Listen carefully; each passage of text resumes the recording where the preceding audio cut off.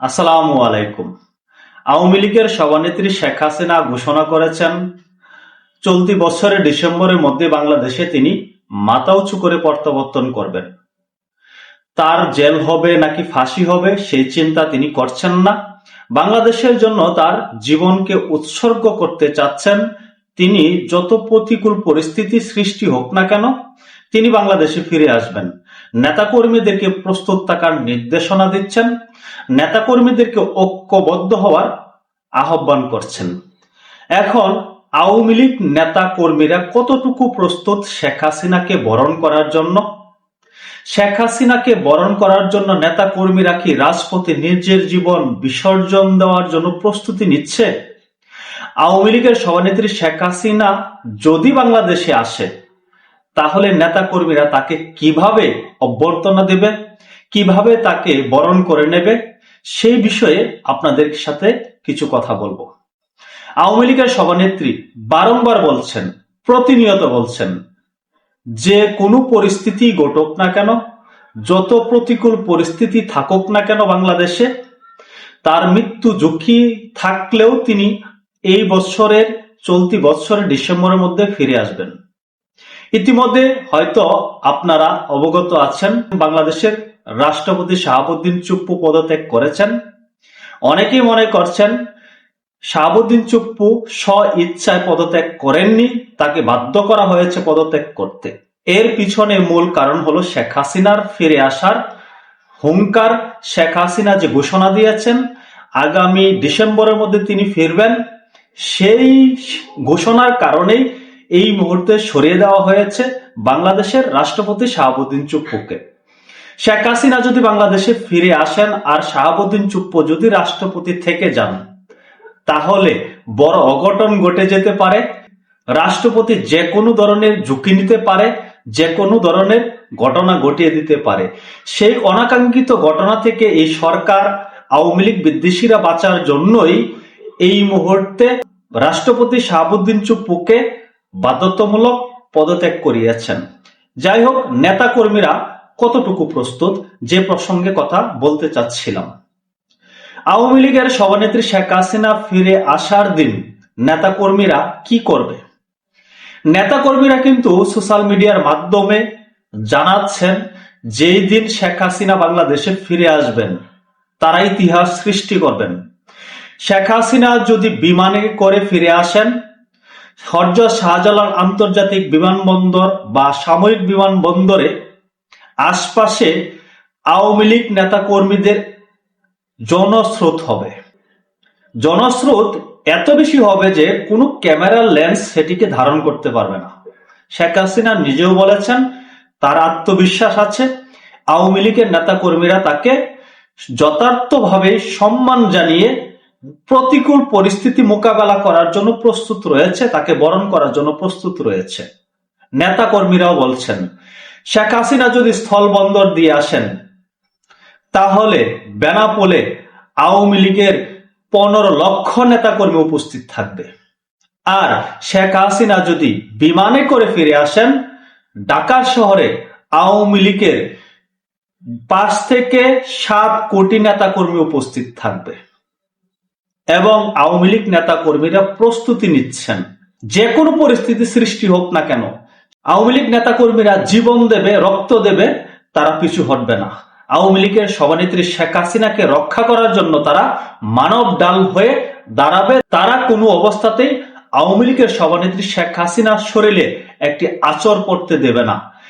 অনেকেই মনে করছেন আওয়ামী লীগের সভানেত্রী শেখ হাসিনা যদি বাংলাদেশে ফিরে আসেন, আওয়ামী লীগ নেতা কর্মীরা যে ঢাকামুখী হবে, লং মার্চ করবে, সেই পরিস্থিতি মোকাবেলা করার মতো সাধ্য এই বর্তমান সরকারের নেই, আইন শৃঙ্খলা বাহিনীর নেই। যদি মনে করেন আওয়ামী লীগ নেতা কর্মীরা যা বলছে সেটিই করে, ঢাকা শহরে 5 কোটি নেতা কর্মীর সমাগম ঘটে, তাহলে কি অবস্থাটা হবে? ঢাকা শহর আওয়ামী লীগের নেতা কর্মী দ্বারা কানায় কানায় পরিপূর্ণ হয়ে যাবে। আমার ধারণা আওয়ামী লীগ নেতা কর্মীরা যে ধরনের ঘোষণা দিচ্ছেন, তারা বলছেন 5 কোটি নেতাকর্মী উপস্থিত থাকবে, সে 5 কোটি ধারণ করার মতন সক্ষমতা ঢাকা শহরে নেই। তবু আওয়ামী লীগ নেতাকর্মীরা প্রস্তুত 5 কোটি জনগণ নিয়ে, নেতাকর্মী নিয়ে তারা শেখ হাসিনাকে বরণ করবে। একটা কথা বলি, শেখ হাসিনা যদি বাংলাদেশে ফিরে আসেন, শেখ হাসিনাকে হজম করার সক্ষমতা বর্তমান যারা আছে বাংলাদেশে ক্ষমতায় তাদের নেই। তাই অনেকেই মনে করছেন এই সরকার, আওয়ামী লীগ বিদ্বেষী যে সকল রাজনৈতিক দল আছে, ব্যক্তিরা আছে, তারা কোনো অবস্থাতেই চায় না শেখ হাসিনা বাংলাদেশে ফিরে আসুক। কিন্তু আমরা জানি শেখ হাসিনা যা বলে তাই করে। সে বলেছে বাংলাদেশে ফিরে আসবে ডিসেম্বরের মধ্যে। আওয়ামী লীগ নেতা কর্মীরা জানে শেখ হাসিনা ফিরবে। শেখ হাসিনা কোনো বাধা মানবে না, সকল বাধা অতিক্রম করে তিনি বাংলাদেশে ফিরবেন। এবং শেখ হাসিনা কূটনৈতিকভাবে অনেক চেষ্টা চালাচ্ছেন, অনেকাংশে সফলতা অর্জন করেছেন। যে সকল পরাশক্তি রাষ্ট্র রয়েছে যারা বাংলাদেশে মাতবরি করার চেষ্টা করে, ইতিমধ্যে আমরা দেখেছি 5ই আগস্টের পরবর্তী সময়ে যারা মাতবরি করেছে তাদেরকে ম্যানেজ করার চেষ্টা করছে। তারাও নাকি চাচ্ছে শেখ হাসিনা বাংলাদেশে ফিরে আসুক, কারণ বাংলাদেশ এই মুহূর্তে মৌলবাদীদের রাষ্ট্রে পরিণত হয়েছে। তাই তারা চাচ্ছে শেখ হাসিনার হাতেই বাংলাদেশকে তুলে দিতে। শেখ হাসিনার কাছে বাংলাদেশ নিরাপদ। আরেকটা বিষয়, শেখ হাসিনা ঘোষণা করেছেন তিনি যেদিন বাংলাদেশে ফিরবেন সেই দিন আওয়ামী লীগের 12.5 লক্ষ নেতাকর্মী আত্মসমর্পণ করবে। 12.5 লক্ষ নেতাকর্মী আত্মসমর্পণ করবে। 12.5 লক্ষ নেতাকর্মী যদি আত্মসমর্পণ করে, তাহলে আইন শৃঙ্খলা যে সকল বাহিনী আছে, পুলিশ বাহিনী আছে, তারা কি 12.5 লক্ষ নেতাকর্মীকে গ্রেপ্তার করার মতো সক্ষম? তারা কি গ্রেপ্তার করতে পারবে? বা 12.5 লক্ষ নেতাকর্মীকে কোথায় রাখবে, কোন জেলখানায় রাখবে? বাংলাদেশে যে সকল জেলখানা আছে, 12.5 লক্ষ নেতা কর্মীদেরকে রাখার মতো সক্ষমতা কোথাও আছে? বাংলাদেশের যত জেলখানা আছে সবকটাতে তো সম্ভব না। এখন অবধি পর্যন্ত আমরা যতটুকু জানি, বাংলাদেশে যে সকল জেলখানা আছে সেখানে ধারণ ক্ষমতার অধিক আসামি রয়েছে। তাহলে 12.5 লক্ষ নেতা কর্মীকে কোথায় জায়গা দেবে? শেখ হাসিনা বারংবার বলছেন তিনি আইনের প্রতি শ্রদ্ধাশীল, সংবিধানের প্রতি শ্রদ্ধাশীল।